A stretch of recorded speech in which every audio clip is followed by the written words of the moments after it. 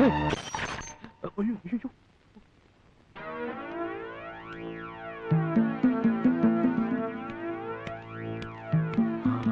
വരുമ്പോഴേ ഞാൻ തീരുമാനിച്ചാ ഇവിടെ എന്തെങ്കിലും സംഭവിക്കുന്നു. അത് ഇങ്ങനെ കഴിഞ്ഞ് നമ്മുടെ ഭാഗ്യം.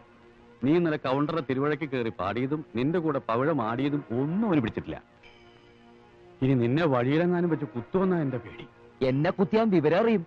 പി കയറ്റിയുടെ ലോറി ഞാൻ കയറ്റും.